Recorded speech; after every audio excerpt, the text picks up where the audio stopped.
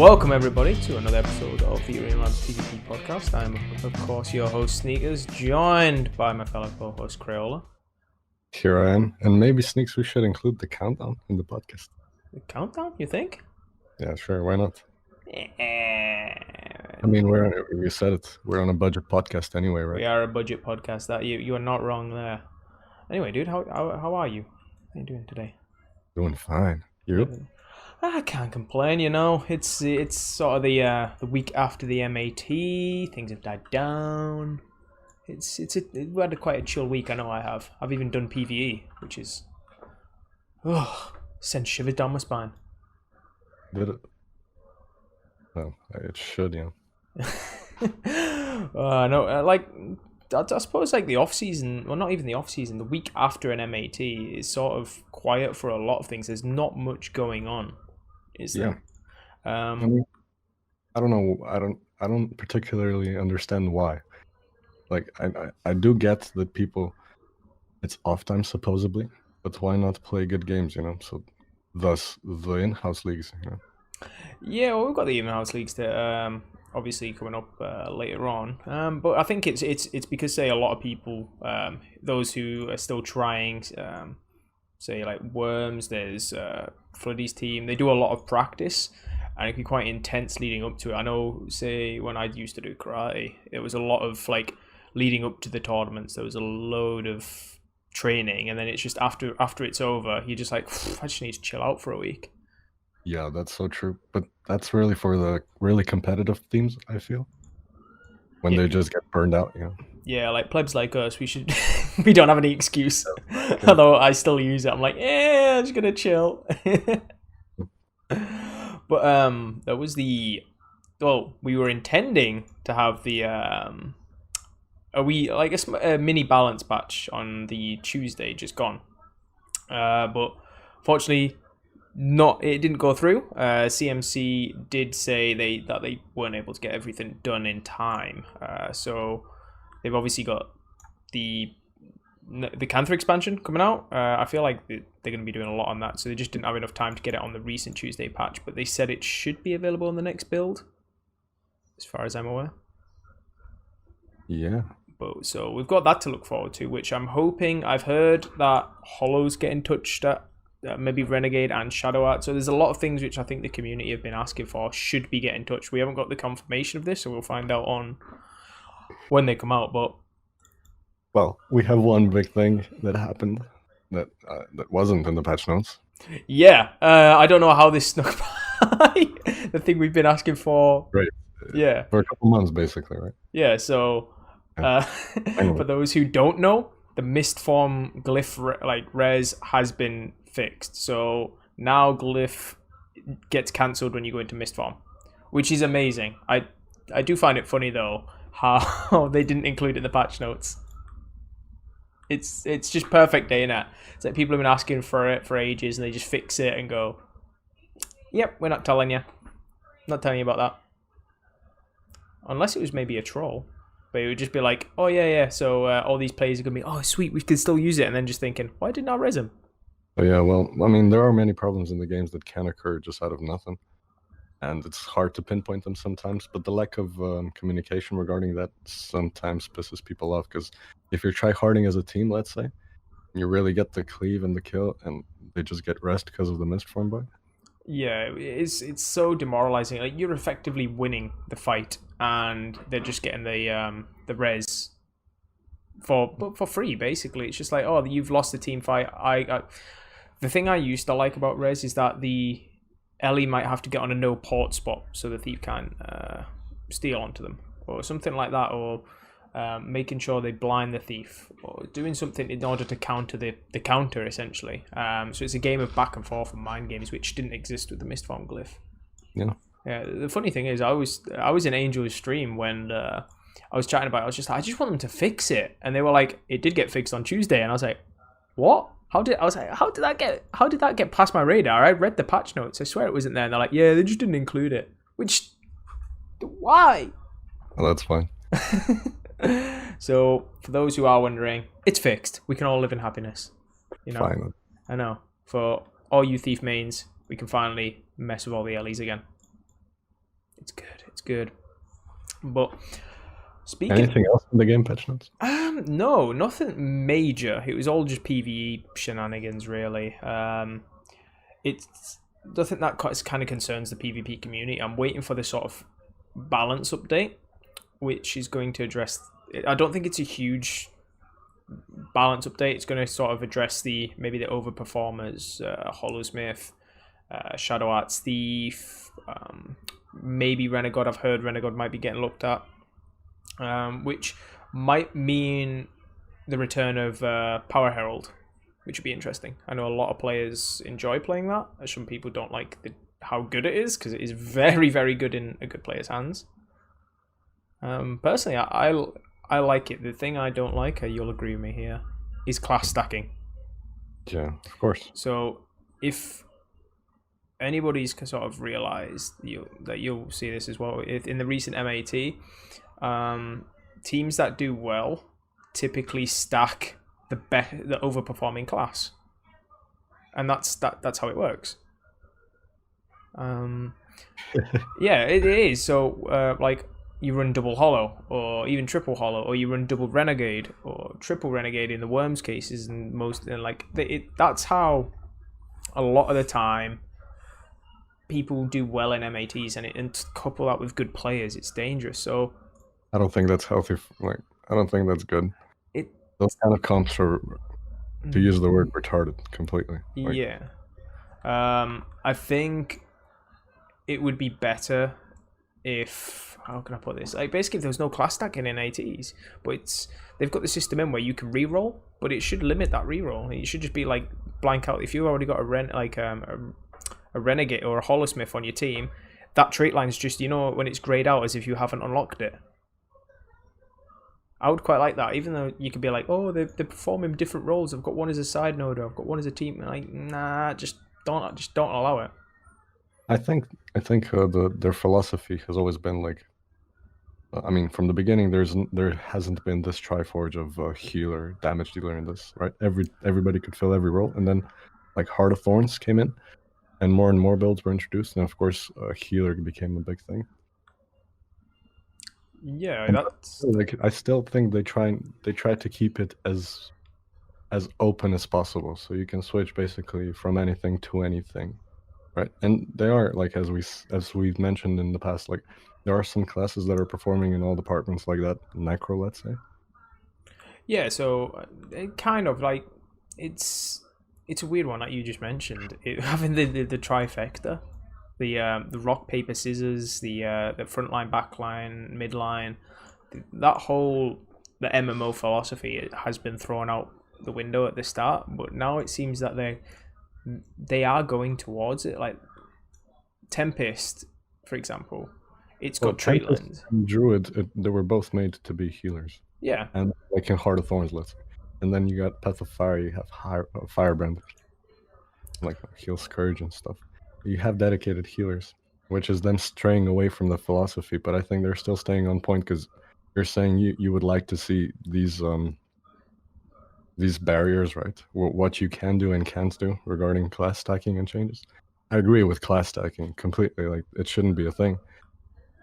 But at the same time, like, they are trying to keep this philosophy, I think, where everything's so open. It's a tough line. I don't envy the devs' jobs, because you know what I mean, where you want build diversity and team comp diversity. Like, we used to do it in Guild Wars 1, where we ran dual Ellie split, and it was such a strong, like, you'd send two Ellies at the time, fire elementalists, with quite a lot of sustain and just a lot of burn, and they would go off on their own and just basically wreck house on this flanks, for those who didn't play GVG, because you'd always have two paths to the Lord, a back route and a main route.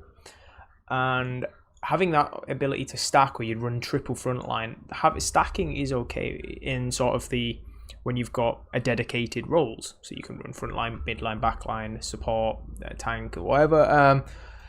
It's okay, but when you've got a system where everyone can essentially do everything, where you have your own heal skills, you have your own things like that, you shouldn't be relying on a healer. Having the ability to class stack on something that does so much damage, and is so versatile isn't healthy for the game. Yeah, I agree. I mean, this is why they don't let you queue as the same couple classes, but then you get in game and you can, right? Yeah, I've never understood that. Which it'd just be interesting for me. Like, I'd love to see stricter rules sets, especially in ranked. In the unranked, let it be a free for all and just get a game and go. But ranked needs to have a little bit of structure to it, and I suppose that takes away the freedom of playing how I want to play. But if you want the game to be competitive, you kind of need that. Hmm. Okay, well, I mean, we can offer our opinion on how the game should be, but I really All the time. wouldn't. I really wouldn't dive into that too much. I mean, exposing big problems, sure, definitely. Yeah. We all know what those are, and I think the big problem is like, let's say the vast majority of players that are just engaged through forums and stuff like that, um, have no sense of whence coming what, and patch wise or like meta wise and stuff. So Yeah. it's really dependent on the community doing something. Yeah. And Just as you I would said. say like, there's so many tiers in this game. Right, it's focused on conquest. Now they're implementing 2v2s, which is really awesome. But there's duels. There's duels happening in conquest as well, right? All this stuff, and I think that should be incentivized more in the game, of course. And this is one of the things that we're trying to do as well, setting up the in-house leagues. Yeah, dueling is definitely something that players, I think the majority of players underestimate on how beneficial it can be to help your game. Um, it's even if you're doing 1v1s, it doesn't matter what the classes are, just fighting constantly improves your reactions, improves what skills you learn. It helps in all aspects, and it'll help in PvE actually. Yeah, I've always found. As daft Yeah, as that is, it just helps you learn sort of skill rotations. So for your wannabe PVE players or your PvE players who are looking to come into PvP, your skills can transfer. So CC, like CC locking. You get the blue bar up and you pop all your CC skills to remove it. Applying that in a sort of a PvP scenario, train them not straight after each other, but have a little bit of a break so then you can CC lock someone. Applying that in a duel can help in both.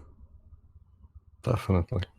I mean, I've noticed that the really, really big mistake, let's say, a thing that a lot of players are missing out on is positioning as well as awareness, like where the enemy players are and where their allies are, like compared to nodes and whatever other positioning there is on.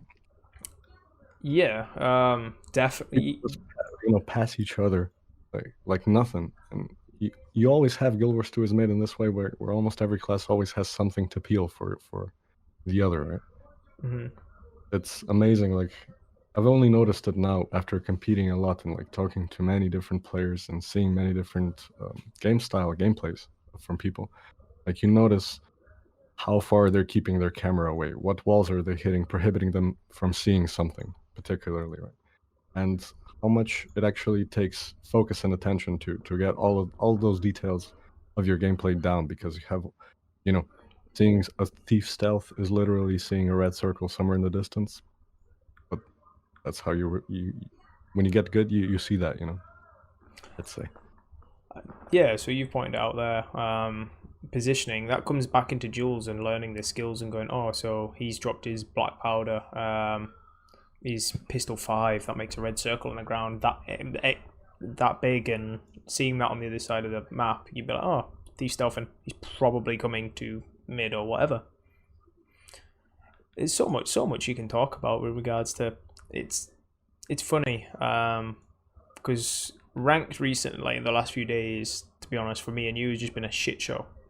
Well, I don't know, like, it just feels more worse than normal, and I don't know if that's because it's sort of after MAT and a lot of the good players are chilling out, but positioning is just papega, normal. man. It's Like there, the concept of a good game in Guild Wars 2 PvP is a far off one right now. And I'm not trying to be condescending towards like the game or anybody, but it's so sad, when you have such good plays pulling off, or even in comms, which most players aren't, right? mhm. And and we're still struggling like to get kills because awareness and stuff, and the skill level is just so different than all the classes and everything combined. And the game can end really fast as soon as you get one quick snowball, right? So if you get like dropped really fast into a lower tier, let's say, you can get stuck there, and then you're basically stuck playing with something that like prohibits you to get better. It doesn't make you improve because you're not reacting to the right stuff, you know? Yeah, that's exactly. You get stuck in bronze, and it is a fight to get out. I could never imagine like playing with. Well, saying that, we had I know Ilifex not that long ago. He was saying he was in a legendary game. It was like really really stacked, and he had like a silver player in there in the mix. Mhm. Obviously, there's not enough players in the population. I get that, but to have someone at the silver level playing with Plat 3 legendary players and stuff like that, No? and it's something that he's looked at there. I was reading a really interesting article on, well, it's like a paper, like a games development paper written by some students on matchmaking. I believe I sent it to you. And they were Yeah. studying like the League of Legends matchmaking. Yeah, you did. And they, obviously a League of Legends game can last like a really long time. It can last like 30 minutes or even however long. I don't really play League of Legends. I know they last dramatically a lot longer than sort of our games. And at the top level, they were like, sometimes you could be waiting like 30 minutes plus for a game if you're like a really high level ranking player. But if you're like an average player, then you're waiting maybe a minute and a half, which seems to be what it is for us. And it seemed that the priority was they focused more on the quality of games than the how quickly you got a game. I think for the average player, it's important to have quick games, but Well, what were the queue times? What, for the average player, or for the sort of, Let's say for who? Sorry. for both. So for the average player, it was around 90 seconds. So mid tier, maybe and below, around 90 seconds roughly. And the elite players, it was anywhere like from 20 to 30 minutes, like however long it would take for a full game, because they wanted the quality. Or did you say 20 to 30? Yeah, 20, 30 minutes to get a game. But these are sort of like like the legendary players of League. But how did that affect the game? It actually, well, it seems that it's got an esport. League is obviously one of the biggest esports games out there. It just meant the quality of the games wasn't creating a like a fall in players, because if you go in and as like say a silver player, and you get matched into a game with legendary players, and you proceed to get absolutely mollywopped, like just destroyed, like completely melted. Every single fight, you're just dead, and you're just feeding the game. It makes you go, I don't really like this game. Nobody likes losing, right? It's just like, what's the point? I'm not even having a matchup against these guys. And the legendary players who are on this Unfortunate Souls team is like, why have I got this guy on my team? He is making me lose, and it's not my fault. And that leads to a burn of players on both sides. So the sort of they focused on the quality of games, especially at the higher level, because say exposure for games, like when we watch Helseth, we watch Syndra, we watch Boyce, we watch all these top ranking players. We like watching high end PvP games, and if they don't want to play, the game gets no publicity, so it loses players, and it's just a knock on effect. So having a quality game, like all about the GG, basically means the players stick around, because it's like, oh, we were close to winning that one. Oh well, and it wasn't just like, oh, I got 500 to ode. Of course, yeah. I mean, a good game, there's wonders, definitely, because that's all I play for personally, and probably many others. But do you think that could be implemented in Guild Wars 2, like 20 minutes? No, I don't. I think a 10-minute, like, personally, for a good ranking game, I would wait around the 7 minutes. Personally, like 7 to 10 minutes, that would be my thing. So it's not like the full 15 minutes of a game where it could last, But personally, I would wait up to 10 minutes for a good ranked game, like a ranked where it's competitive and there's stakes on the line. Instead of going, oh, I want a game in like 30 seconds or a minute 30. I can go into, if I want a quick game, I go into unranked. If I want a competitive game, I go into ranked. No, I mean it's a tough line to walk because some people will be like, no, I want a quick game, but that's why we'd have the unranked to kind of balance that off. If you would have something to do meanwhile waiting. Yeah, you could do. Yeah, that's content, and PvP we don't get it. No, just 1v1 arenas. Yeah, there's so much as a community we can do. Just make the Heart of the Mist bigger, and like make a bunch of 1v1 arenas that only 2 players can enter, or arenas as well. This is just a wish list episode, isn't it? I mean, we're players. We're experiencing this, right? Like, yeah, we would give up more minutes for a better game, definitely. Oh, I would 100%. Like last time, Flatty said, this game has really long queue times, right, or halts.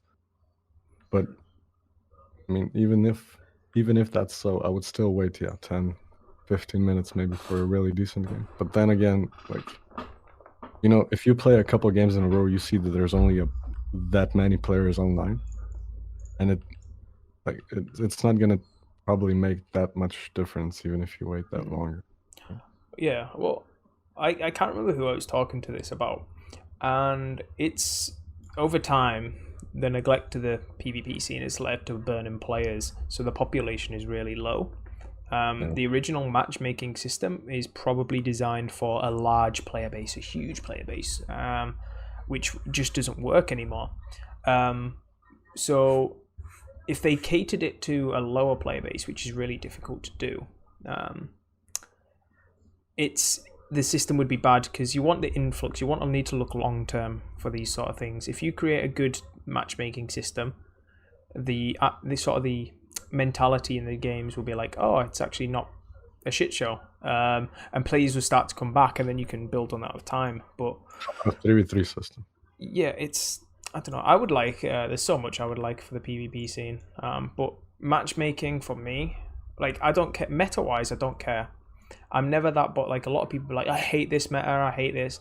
Personally, like, yes, there are overperforming classes, but I usually just be like, it is what it is. I'll go into there. The thing that bothers me the most and tilts me the most is matchmaking. I'm going to be brutally honest.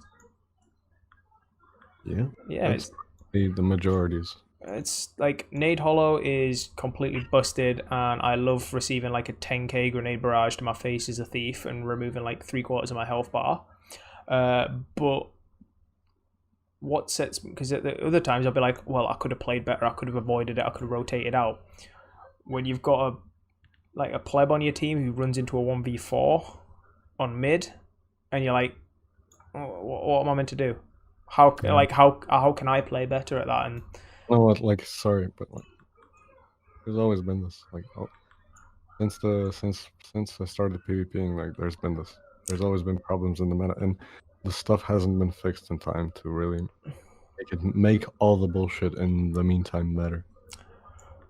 Yeah, and that is why we've created our platform, so we can rant and everybody else can listen. Why not? I love a good moan, dude. I love a good moan. So moaning, it's a skill I've developed over a long career. Really? I can moan about everything. So you name it, name whatever class, and I'll tell you. In fact, speaking of broken, and we're saying about Nade Hollow, can we talk about like Core Guard for a bit? Like, what? Who thought that was okay? No idea. I think Andreas. Yeah, Andreas. This is your fault. This is your fault. Yeah. Just put down symbols, and it's just.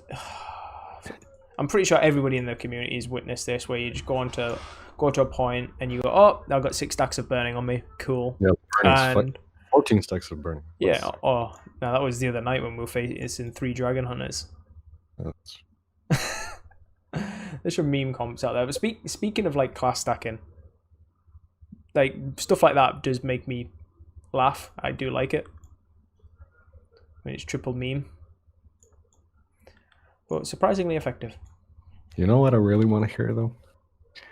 Like a conversation between, let's say, high-ranked players, but not a discussion or conflict one. Just like what would be the best comp versus comp to go for to have a really, really nice balanced game. Like a couple of examples, let's say. Well, I think the original, like the old rank 55 team comp, right? With if you had two of those, I feel like it would have a really interesting. No, but I would really like to hear it from many. Yeah.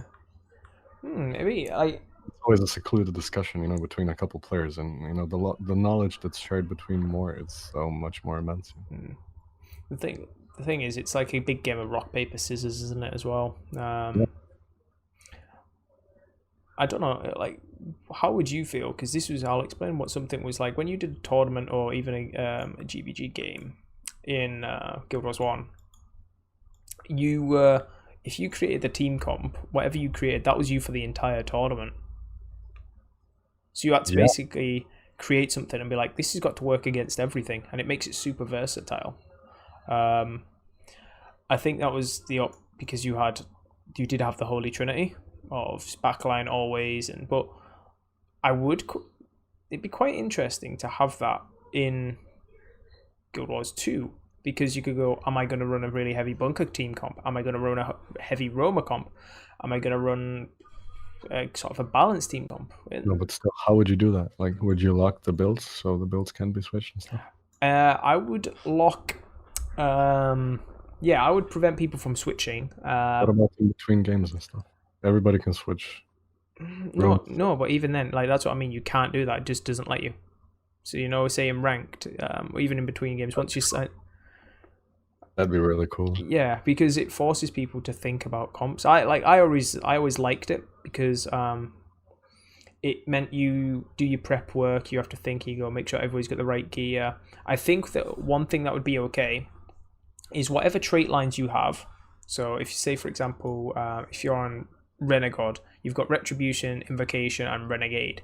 You can make, you can change a few things in those trait lines, maybe. You can change, so say you're going, I'm up against Condi, I want to change to Steadfast Rejuvenation to Great Dwarf and put on maybe a Marauder Amulet or something like that. I don't know. Like, I think like when it comes down to it, like out of all the arguments, like if the game has a healthy population, then it's all good. That's the winner. I mean, no matter what kind of walls are, like, that's just what they should be striving for, like pushing PvP. And I don't think the barrier between PvE and PvP is working, really, to be honest. Yeah. It seems quite obvious. Introduced to one another, like. It seems that PvP is seen as a side hustle. Like, there's no character progression. That's the problem. Like, if They removed it. Well, if you're a PvPer, you've got nothing to go for. Yeah. You've got a legendary amulet and legendary things, but what use is that for a PvP player? That's nothing. Like, you go, oh cool, I've got a legendary thing. You're like, I'm still a PvP player. I've got all the gear unlocked. That's. Well, also the unranked games are also a shit show. Like, imagine if we go unranked and let's say at the other end there's a guy it's his first game. He's gonna get mauled. He's not gonna enjoy it. Well, when the game first came out, they had no ranked or private matches, or they had nothing. So top teams had to essentially stream snipe each other in order to get a good game, and they would very regularly like mollywop someone 500-0, and that would again lead to that burn of players. It's a sad thing from the get-go. This is turning into a really negative podcast. No. I really liked at the beginning when they implemented private arenas and like the tournaments and stuff, which eventually transcribed into Tournaments of Legends and all that. Mm-hmm. Really good. And the game, although it was still a small scene, it had a really healthy scene because there were events going on, right?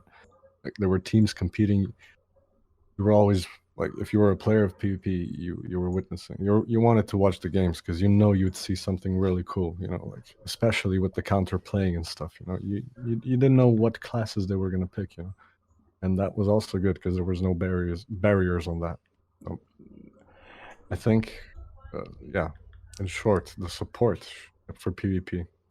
that's that's where everything stems from. No support from PvP. Yeah, we just need ArenaNet to be like, oh, here's a bone. Just give us a bone, ArenaNet. You know. Obviously, they're going to be working. I think they would, honestly. I think they recognize the potential it has in PvP wise because they see, if nothing else, they see the streams, you know, they see the smarts that the players have figuring all of this shit that we have, you know, how to actually play their game effectively. And to be honest, a lot of people, I think a lot of players know so much about the game. Uh, they should be in constant conversation with the devs because it's, you know, knowledge based in their work in playing, which maybe the devs have spent working on it instead of playing. So Yeah, it's I don't know. I'm in two minds. Obviously, the devs are passionate about it, but they've got people above them, and we've got CMC who is very passionate about the PvP community, and you've got a lot of devs who are passionate.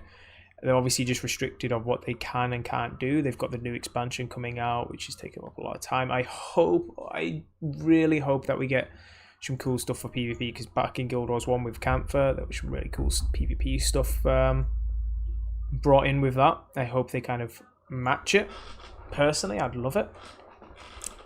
But all we can do is wait. dude, you know what would be my idea? Okay, let's get it on the wish list. Let's write that down. You know, the Lion's Arch looked so cool in the beginning. Like whatever city they go with Kantha, which is the coolest environment. Caning City. Yeah, that's so cool in Guild Wars 1. How I would implement PvP and PvE in that sense, I would put like arenas, 1v1 arenas. Now, a 1v1 arena doesn't need to be big, right? Mm-hmm. Like it's about, I don't know, 1200 range maybe. Maybe a bit more, just so the skills. Oh yeah, maybe more, yeah, definitely. But like, just put it in PVE, so it's, you know, so it would create incentive for people to engage in PvP. You know. Well, funny enough, back in Guild Wars 1, all the starter areas. So you had the different PvP arenas, and you had beginner PvP arenas. So you had one, I can't remember where the one was in Prophecies, but I know there was one in Xingji Island, and I knew there was one in Kamadan. Basically like a beginner PvP thing, and it was just kind of, if you got a new player and you were like, oh, I want to 1v1 my friend, and you could go in there and you could do it. I think that'd be quite an interest, because they've already got a system like that, because we did there was the festival event, I can't remember what it's called recently, where you could go in, there was sort of meta event where you could 1v1 heroes and stuff like that. Yeah. And obviously we went in there and absolutely mollywopped these heroes with some simple mechanics, but stuff like that is quite interesting to have and force people to learn duel. I think PvE just tries to be in Guild Wars 2 too good, like too cushiony, too pink. I don't know how to put it. Like too safe. Too safe. Yeah. In other MMOs, you have like PvP mode in PvE, right? So you can kill people and shit. And like in Guild Wars 2, since I came to the game at the beginning, like I was like, whoa, I think this is the PMA mentality, right? Like we're trying to get people not to kill each other only in the certain mists area, right? That's like out of this world. I don't know. I think it'd be good to. Yeah. The thing I always like. This is the big thing with all of gaming. Risks are more exciting. Having something on the line is more exciting. Back in Guild Wars 1, you had to be in one guild. Like that was it. You were only part of one guild. You couldn't have 5 to pick from. So it was like, oh, I want to be part of this community. And you could be in an alliance or whatever. I'll go into that later. it's you were like, I am part of X. So if you were a PvP player, you go join a PvP guild, blah blah blah, all this. You could be a Kurzik or a Luxon, and you're like, and that would depend upon your gameplay. So you're like either supporting the Kurziks or the Luxons, which would be awesome if they implemented that, and then you could fight the other people in different arenas. So you've got a faction. It's having sort of an identity. Even World of Warcraft, Horde and Alliance. It's, you know what I mean, having something to go, I am this. Yeah, the server system, like, we're going to link it maybe to a little bit of World v World here, but the server system is just it's just meh. Like, imagine the identity in Guild Wars 2 PvP right now. Like, it's only based on the badges, basically, titles or whatever. But that's not based in anything, because the matchmaking doesn't matter. Yeah, there's no... I think the big problem is there's no prestige or nothing to fight over. Yeah, you're fighting over rating, but it can be manipulated. There's lots of sort of means nothing. The what you mentioned, like the identity. Like, I don't want to be identified as a prince of the arena. God of PvP, sure, but that's a one-off as far as I'm concerned. Having, I think, a good introduction to get more people into PvP would be to have something that affects PvE. Like, well, I think this is why World v World was originally meant to be the sort of bridge the gap, where, like, you would go in the story, you'd be like, I want to align myself with the Kurziks and be whatever, and then you could go do a certain PvP arena where you would only fight Luxons, like a different faction. And that sort of bridges the gap and be like, oh, I quite like PvP. I like this. I'm going to go into Heart of the Mist and actually just do some more there. It's just sort of you need something to bridge the gap at like a little entry level. Yeah. Well, I think you need it. I think you need it a lot more quickly though. Like, it's just a lot more accessible. Let's say. Yeah, that's sort of the thing. I don't know. It's just there's so much. We've talked to so many people about this. Like, PvP has such potential, which just is meh. Best combat system. This is a really negative podcast, isn't it? I've said this. Yeah, it's just best combat system ever. Any game. Yeah, it's turned into a really negative podcast, like, isn't it? We're just mourning. We're just having like a 45-minute rant. but I know. Let's swing it. Let's finish on sort of a positive, right?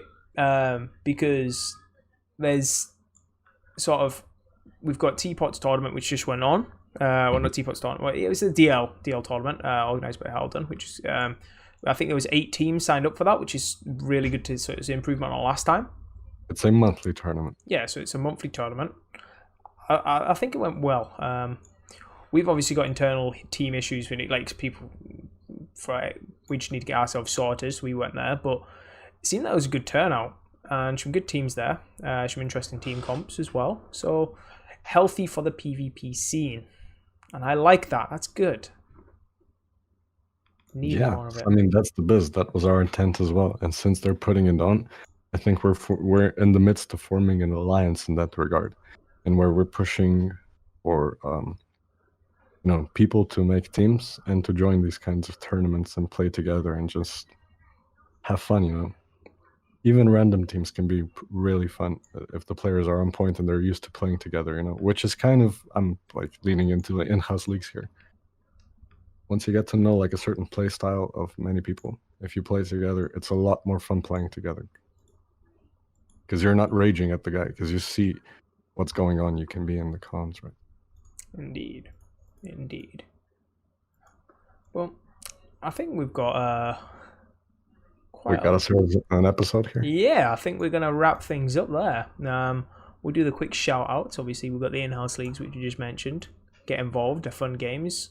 As long as you've got a brain and understand your class, you can get involved. As long as you want to be PvP, as long as you're dedicated to PvP. Yeah, it's get involved. We've got the Welcome to PvP Discord run by Tricon, which is probably the best place to get started in PvP. There's coaches in there. You've got dedicated chats between players. They share builds. It's a really, really good place to sort of find a team, ask for help on your build, on your rotations, whatever. It's a good place to, and a good community. You've also got the guild in there, which is Contenders of the Mist. They're a PvP guild, probably the biggest one around at the moment. Shout out to them. And we've said the DL tournaments. I believe it's a monthly tournament. I think that's everybody. I'm not mistaken. Check out the streams. Get engaged with the community. If you want the community to thrive more, definitely don't be BMing. Oh yeah, that's what I forgot. Our own shout outs for us, our streams. But that's everything. For those who enjoyed that 40-minute rant, it's just a chilled out episode today. Because Did you want to re-record it? No, I liked it. But yeah, thanks for those who listened. And we will catch up with you next week when we've got a special guest, and you'll see then. Yeah, catch you later.